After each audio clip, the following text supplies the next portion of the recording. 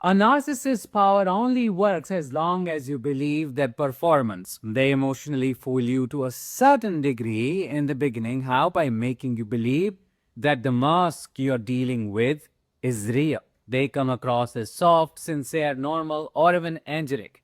You lower your guard as a consequence because the act is so convincing. But when you wake up from the trance, when that psychological anesthesia wears off, the magic fades. The manipulation loses its effect. You begin to see through the cracks, and that is when the game flips on that. I'm Danish, a narcissistic abuse recovery professional. Welcome to my channel. In today's episode, we are going to talk about 6 chilling things that happen when the narcissist can no longer fool you. Number 1, they stop wearing the mask of normalcy. Narcissists wear their mask of hypocrisy, softness, and fake normalcy as long as they know they have emotional hooks inside you. As long as you believe their stories, they keep the performance going. But the moment you stop buying it, when you know exactly what they are doing, when you start calling out their game internally, something terrifying happens. They stop playing along. The ruthless, monstrous self emerges. The person who once pretended to care can now very remorselessly walk over your dead body if it serves their ego. They will say things like, "This is who I am," as if that justifies everything. They will cheat on you openly, bring people home.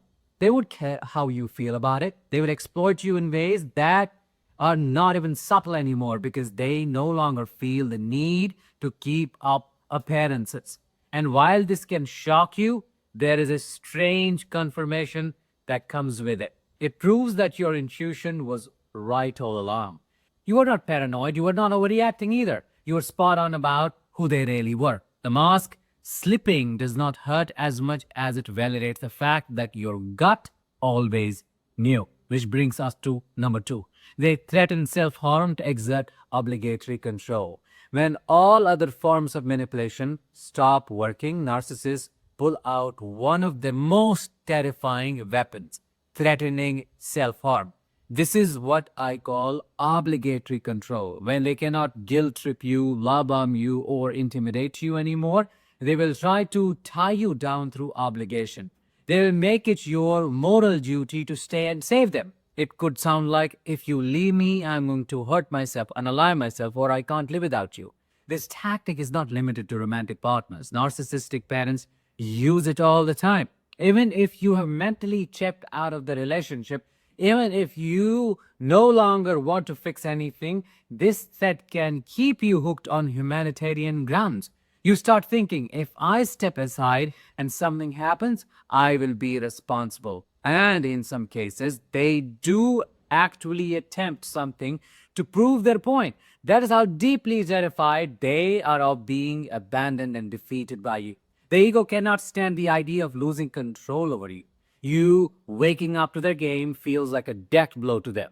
So they resort to this extreme psychological blackmail to keep you around. Number 3, they leak your intimate information to cause reputational harm. When you cannot be controlled emotionally, they go after your reputation. This goes beyond simple smear campaigns. This is reputational warfare. They may leak intimate photos, videos, or private conversations. They may contact your employer, colleagues, or enemies. They try to destabilize your world by exposing your most private parts, fabricating or twisting details to make you look like the villain. It's not just revenge porn, it is about causing chaos in areas of your life that matter most. They want to make sure you do not know where to hide, how to hide, or how to protect yourself. They aim to cause such financial and social damage that you become too busy defending yourself to stand tall. Some narcissists even side with your enemies, share carefully selected, crafted stories, or create fake scenarios to damage your reputation. They can lie convincingly, they can forge messages, they can spread rumors that stick. It is their last attempt to make sure if they can't control you, they can at least destroy the environment around you. Number 4, they play helpless, distraught, and self-defeated. When the aggressive tactics do not work, a lot of narcissists switch into the role of the defeated victim, especially the covert types. They will suddenly become helpless, broken, and self-pitying. This is where they use your values against you. If you're loyal, they'll say things that trigger your sense of loyalty. If you are compassionate, it will sound like they are on their last breath emotionally. You will hear phrases like, "Don't call me your mother anymore," or "I guess this is what we are left with, strangers." They know these sentences strike deep emotional chords. They know exactly what words will make you soften, what vows you will live by, and what moral codes keep you stuck. They play the defeated one. Why? Because they know that appearing small can sometimes pull you back and more powerfully than appearing strong. It is manipulative to the core. It is emotional theater at its finest. Number 5, they damage or steal your personal property as a final act of revenge. When emotional, psychological, and reputational control fails, a lot of narcissists turn to the material. They damage or steal your personal property as a final act of revenge. If you have joint assets, for example, they may sell things behind your back. They may move money into their name.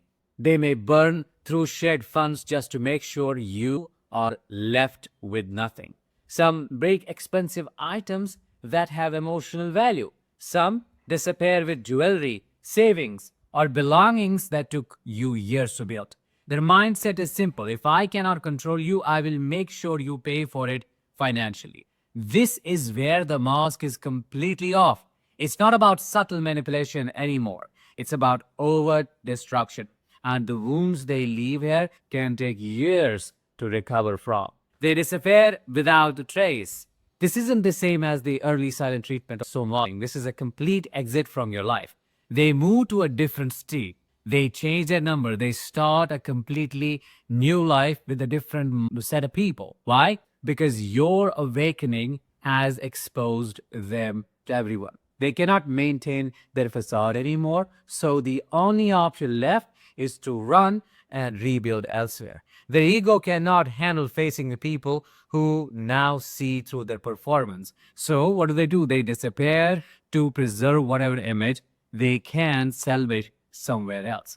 This sudden disappearance may leave you confused, angry, and probably guilty.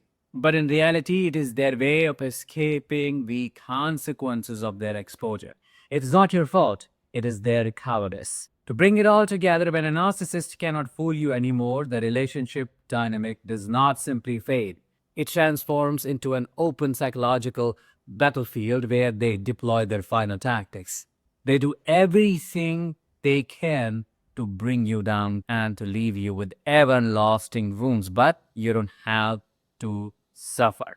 You don't have to struggle with that confusion anymore because you can anytime let the healing begin. With that, let's bring this episode to an end. I will talk to you in the next one. Until then, as always, let the healing begin and continue.